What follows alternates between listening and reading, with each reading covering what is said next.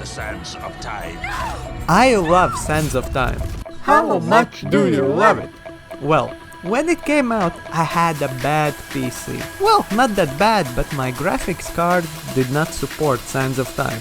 But the game did run, sort of. Well, most of the platforming and exploring sections were fine, but sometimes, almost always with combat, my game turned into a PowerPoint presentation. Sometimes when Prince did the vault over enemies, I saw the animation frame by frame. And yet, despite that, I played it and almost finished it. Right at the end there was an elevator and a platforming sequence that for some reason, because of the frame rate I guess, I could not do. But I still loved every second of that game. This year is the 20th anniversary of Sands of Time, and I've been thinking about how it is still one of the best action-adventure games ever made. Let me explain. For many, Sands of Time probably was the first time they met Prince, but it is by far the first time this character graced the digital screens. Prince has a long and storied history. Even though the father of our fictional prince is a king or a sultan of Persia, I guess, the real father is the American video game creator called Jordan Mechner, who was born in 1964 in New York. His mom was a programmer, and it is a safe bet that it's from her little Jordan got the first tutorial in programming. In the 80s he attended Yale, and in 1984 he made a fighting game called Karateka for an Apple computer. Remember when Apple did not hate gamers? I don't. I was not born yet, but legends say there was a time like that. Anyway, Karateka was a success, and couple of years later, inspired by Indiana Jones, Middle Eastern myths and stories, he started to work on a game that he wanted to make more cinematic, more realistic. And so he used rotoscopy and his brother to make more realistic movements for the character that will become Prince of Persia. Here is what he wrote in his journals at the time. Today, for the first time, I constructed a really large level and played around in it. It was the first time this game had ever given me the feeling of space. It was kind of thrilling. I think it's going to be a winner. I'm going slowly this time, building on a solid foundation, and I think it'll pay off big.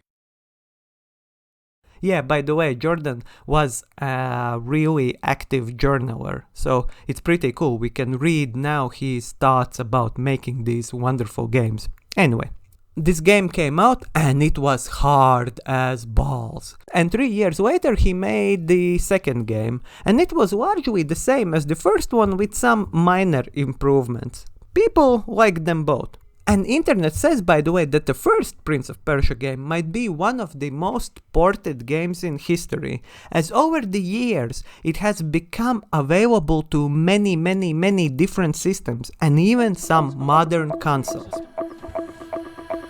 So years passed, and now it was late 90s and 3D was here. Yes, the Wonder Machine that was PlayStation 1 had debuted years ago, and even Nintendo and Sega were dipping their toes in the pixelated space of 3D. So of course Prince had to come to that space as well. Production began in 1997 and lasted over 2 years.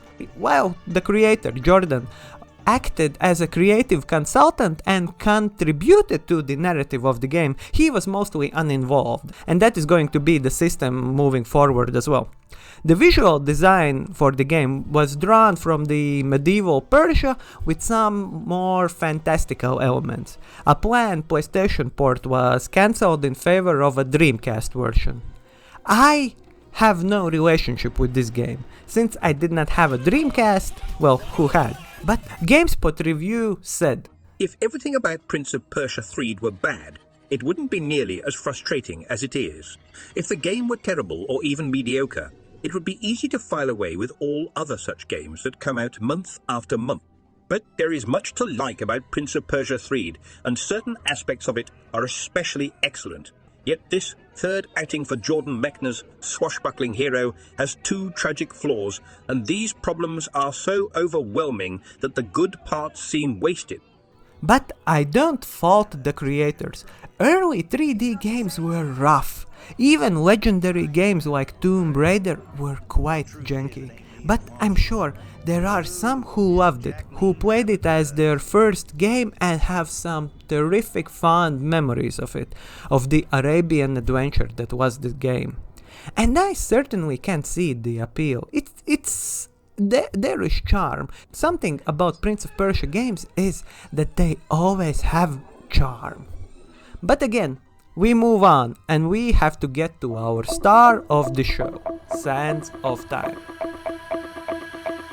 So, this is what I actually wanted to talk about, Sands of Time, one of the best written games I have played to the day. Taking into the consideration that it is an older game, we have to remember that. But still, it is wonderful. So, this is an action-adventure with heavy emphasis on puzzles. It came out in 2003 and was made by Ubisoft, back when they actually gave a damn about making original and innovative games. Yeah. Anyway, we play as the titular prince, and the game starts us off in a battle where our hot-headed and actually not very likable protagonist is leading the charge on a castle. Throughout the tutorial, we learn how this game evolves the old school platforming with parkour style that was very in at that time, wall running, cool flips and climbing. It all looks very charming and atmospheric. So we go into the underground and find the mysterious dagger that unlocks one of the main gameplay features, time rewinding. Our father captures the castle and takes with him a giant hourglass that contains the Sands of Time. Tricked by an evil vizier, he unleashes the Sands of Time, and now the game actually starts for real. When planning out this video, I realized that I don't actually know why this game is good. I had a feeling that it is, and it is generally beloved by critics, but I did not have a list of concrete reasons why I think it's so good. So I started to replay it, and some of the things became more clear. I also found some things that today, in 2023, 20 years later, do not feel that great. But overall, it's a wonderful game. And here are the 3 pillars that I think are the cornerstones of this game. And of course, the star of this game is time rewinding. This was a really cool and really novel mechanic. 2 years ago, Max Payne 1 had come out and wowed everyone with its cool Hong Kong movie-inspired bullet time gameplay. So, time and physics shenanigans were hot at that time. And Ubisoft with Prince came right in the time to add something extra. Time rewinding if you made a mistake. Other games have adopted something like that as well. I guess indie game Braid comes to mind, but certainly there are more that play with the concepts, like Dishonored with time travel and slowing down time, but I would argue that time rewinding is very underused even today.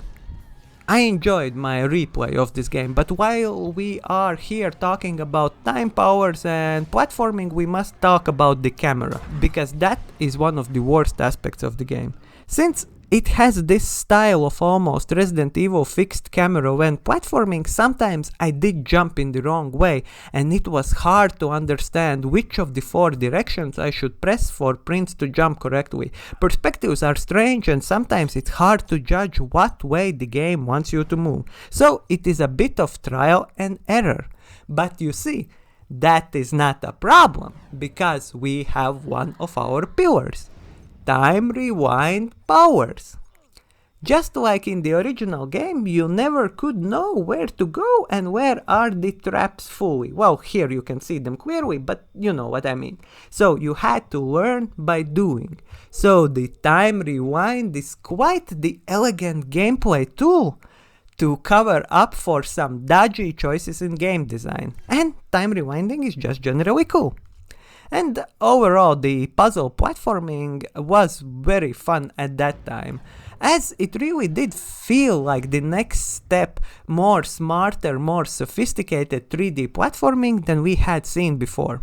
So yeah, my point is that platforming with time powers is one of the pillars that make this game great and fun to replay even now. But there is more.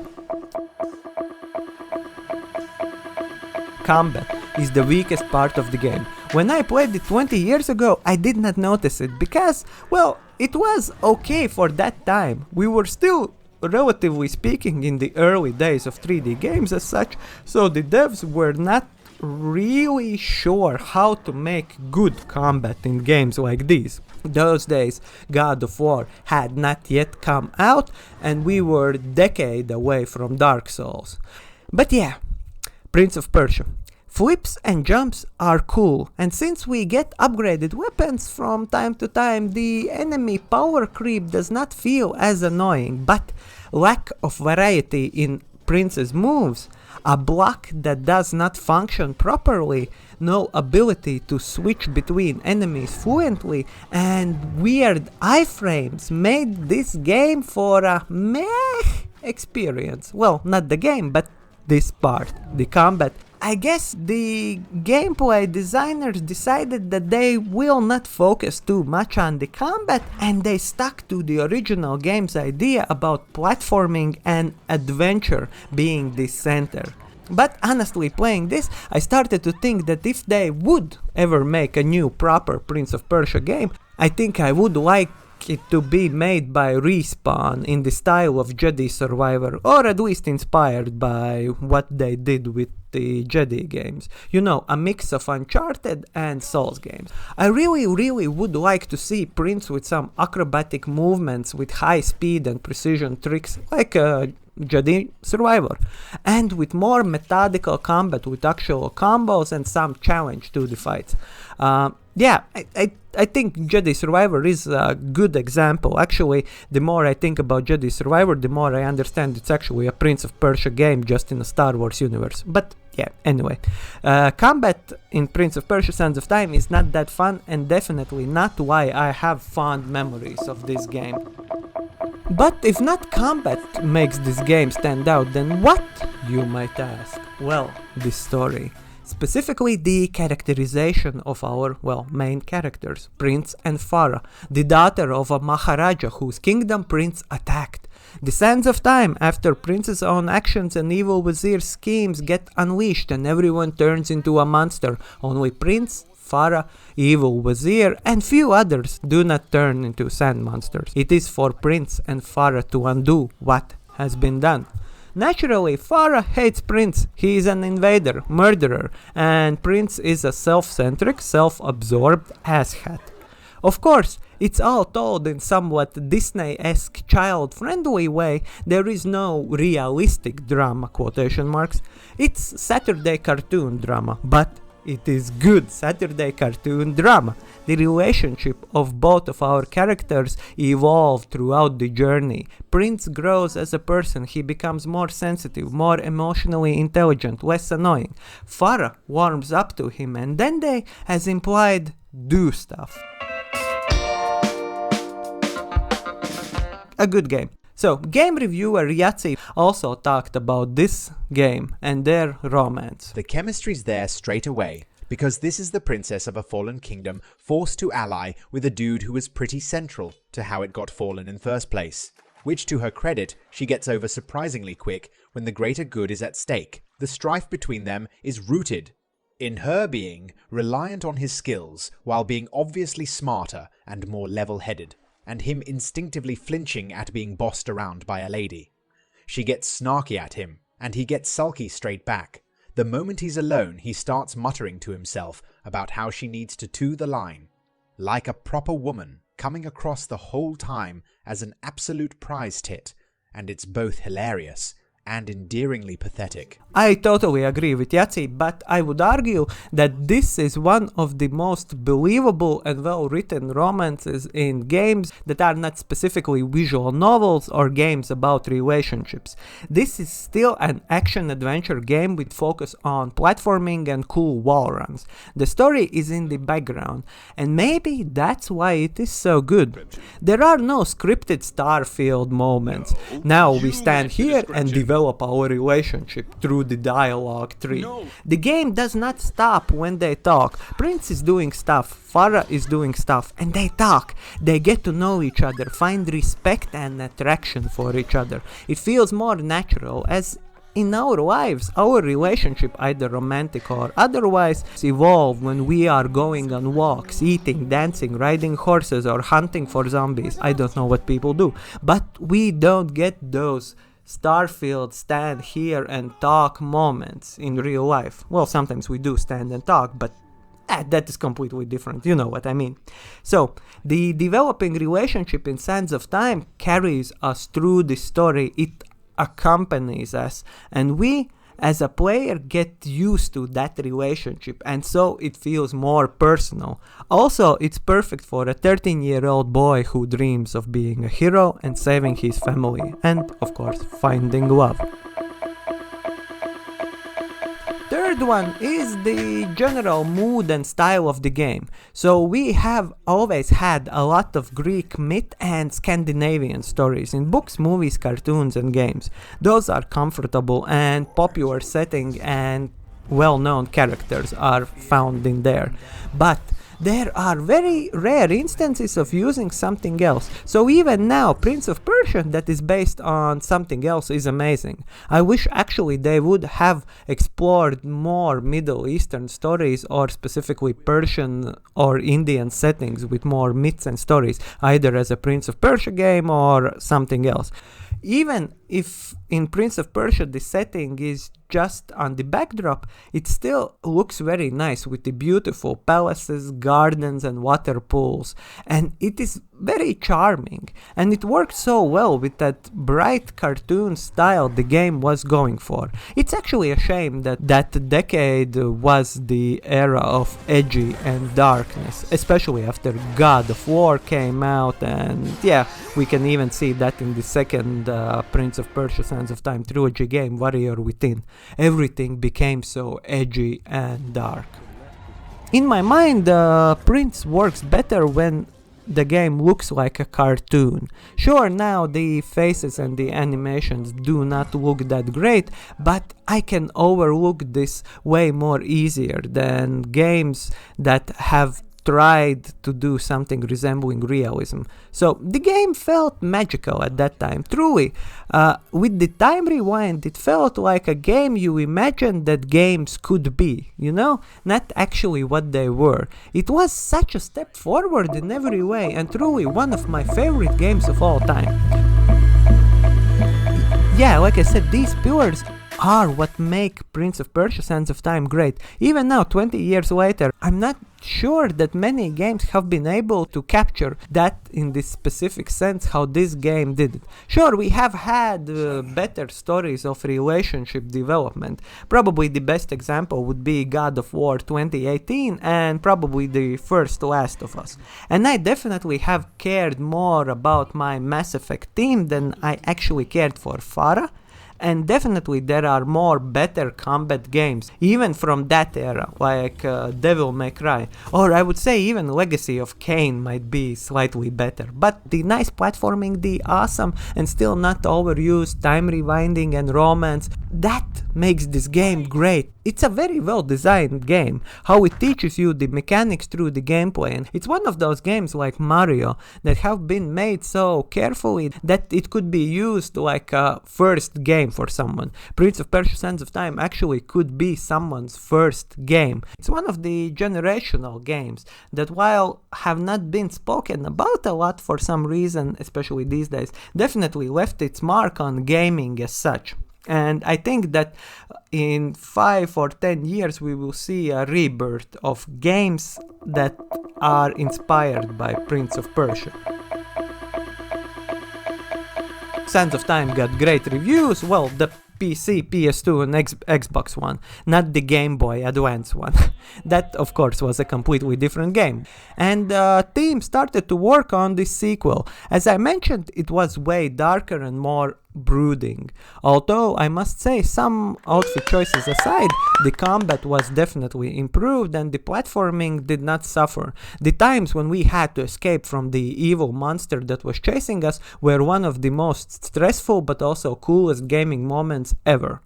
Still, I prefer the more cartoony Sands of Time version. They started to work on a movie as well at this time. This movie. Yeah, it was a strange casting and a very average movie. Now, replaying, I can't help but feel that just like Warcraft movie, Prince of Persia should have just stayed animated. Prince of Persia would be an amazing base for an animated show or a movie. And more games were made, so Prince had 3 Sands of Times games. Then the reboot no one asked for with Borderlands style cel-shaded visuals. Strange combat, but quite interesting platforming. It was a pretty good game, but even at that time no one was sure why did they just not continue the series. But it was okay, but it did not capture the magic, and at that time people kinda stopped caring about Prince. So the days of Prince were numbered. Assassin's Creed put an end to Prince. Yes, Assassin's Creed initially was developed as Prince of Persia game, but they decided to make it in a game of its own, and that started to print money, and you know the rest. So anyway, Sands of Time remake was announced some time ago. The latest news was that the project is a mess, that at least what people somewhat familiar with the stuff says. And soon we will get an interesting looking 2D Prince of Persia game. Will it be good? Maybe. Probably. Will it top Sands of Time? Definitely not. Can Ubisoft even make a good Prince of Persia game these days? I don't know.